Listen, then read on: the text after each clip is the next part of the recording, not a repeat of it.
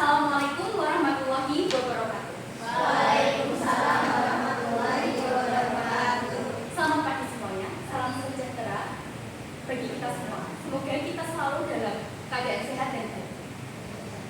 Pada kesempatan kali ini, saya Cinta Prestasi Amalia akan mempresentasikan hasil artikel konseptual yang telah saya susun dengan judul Pembelajaran IPA berbasis STEAM dan Etnosains dalam konteks pendidikan lingkungan melalui pengolahan limbah jamu.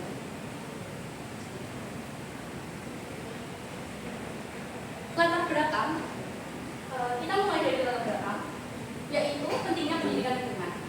Kita semua tahu bahwa pendidikan lingkungan adalah salah satu pendidikan yang paling penting untuk diajarkan kepada anak sejak usia dini. Kita juga tahu bahwa isu-isu lingkungan masih menjadi isu-isu yang hangat kita bicarakan dalam kehidupan sehari-hari, khususnya pada polusi udara dan pemanasan global. Namun sayangnya, menurut Busin et al. 2025, pendidikan lingkungan di sekolah masih belum menjadi prioritas dan kurang optimal dalam implementasinya. Untuk menutupi kekurangan pembelajaran konteks politis tersebut, terdapat dua inovasi pembelajaran, yaitu Etnosains dan STEAM. Etnosains dan STEAM, atau yang lebih akrab dikenal dengan Etnostim, dapat merealisasikan pembelajaran yang kontekstual. Salah satu kearifan lokal yang kita tahu dan kita sering temui dalam kehidupan sehari-hari adalah jamu. Jamu merupakan kearifan lokal, dan kearifan lokal merupakan bagian dari Etnosains. Untuk aplikasi dari Etnostim dalam kehidupan sehari-hari yang cukup mudah dilakukan adalah pengolahan limbah jamu menjadi ekoenzim. Kemudian ada tujuan dari penulisan artikel ini. Yang pertama ada mengkaji penerapan Etnostim melalui pengolahan limbah jamu menjadi ekoenzim, dan yang kedua adalah menawarkan strategi pembelajaran IPA kontekstual berbasis kearifan lokal dan lingkungan. Selanjutnya kita masuk kepada pembahasan. Pembahasan pertama yang akan kita bahas pada pagi hari ini adalah konsep Etnostim dan nilai dari limbah jamu itu sendiri. Etnostim terdiri dari dua kata, yaitu Etnosains dan STEAM. Etnosains sendiri merupakan pengetahuan warga lokal atau warga pribumi atau pengetahuan warga asli yang masih dasar dan merupakan acuan dari bagaimana cara komunitas tersebut memandang alam. Sedangkan STEAM sendiri merupakan kependekan dari Science, Technology, Engineering, Arts, and Mathematics, yang merupakan pengembangan dari STEM dengan menambahkan unsur arts yang dimana di sini artinya adalah seni, dan harapannya ketika menerapkan STEM ini peserta didik dapat meningkatkan tingkat kreativitasnya. Penggabungan dari Etnostim ini menghasilkan pembelajaran yang berbasis sains, teknologi, seni, dan budaya. Kemudian, kenapa saya mengambil Etnosains untuk pendidikan lingkungan? Seperti yang kita tahu, Etnosains adalah ilmu murni dari seorang pribumi atau warga lokal yang tinggal di suatu daerah atau suku adat tertentu. Jadi, walaupun ada perkembangan zaman, Etnosains tetap saja memiliki kaitan yang erat dengan kelestarian alam dan kebudayaan. Selanjutnya, berbicara soal kebudayaan dan kelestarian alam dan membahas tentang limbah jamu.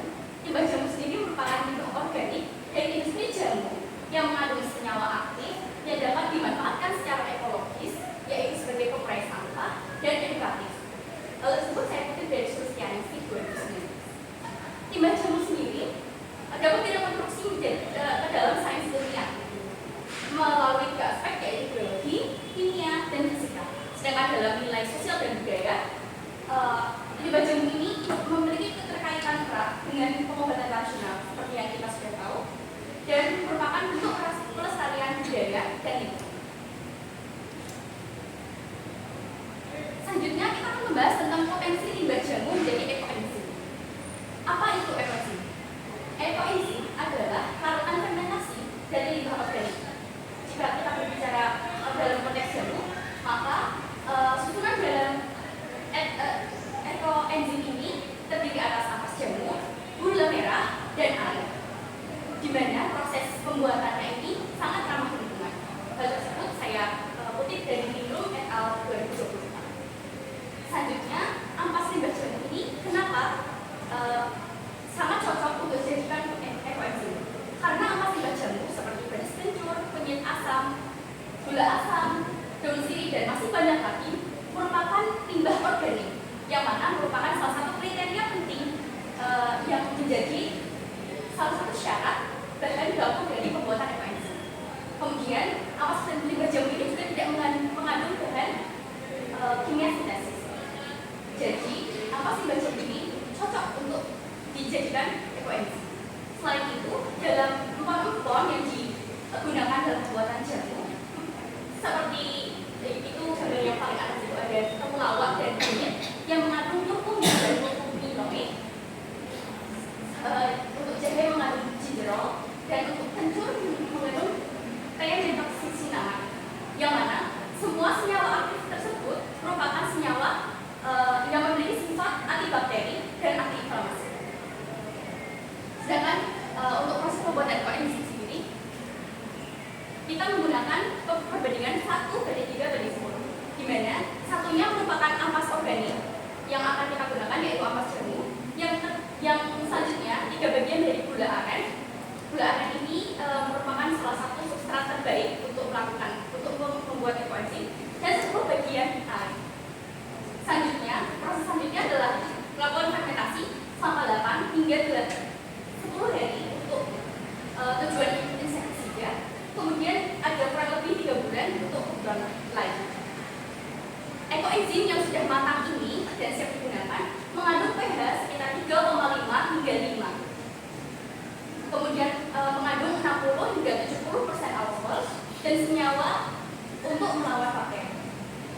Manfaat ekoenzim sendiri sangat luas ya teman-teman. Yang pertama ada nutrisi bagi tanah. Jadi ekoenzim ini bisa digunakan untuk pupuk organik cair. Kemudian ada zat antibakteri di mana dapat menghancurkan atau membunuh bakteri patogen. Kemudian yang selanjutnya ada pembersih rumah, di mana bisa digunakan untuk membersihkan kaca, membersihkan meja, membersihkan lantai, dan sebagainya.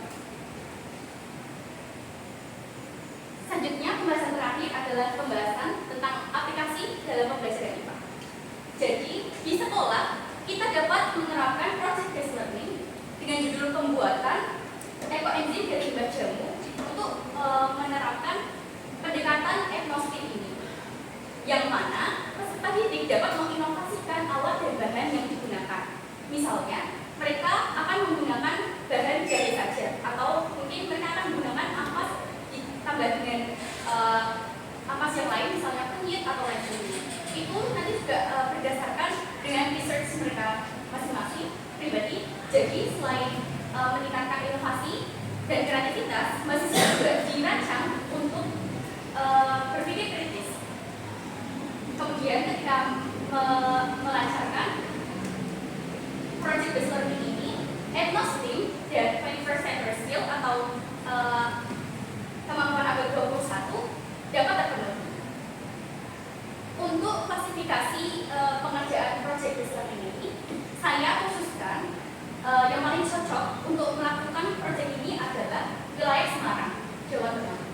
Kemudian isu ini, project based learning ini dapat dikaitkan dengan materi isu-isu lingkungan yang terdapat pada kurikulum. Biasanya setiap kelas itu mendapatkan, tapi isu-isu lingkungan didapatkan oleh kelas 7 secara mendasar. Selanjutnya, untuk nilai karakter yang dapat terbentuk dari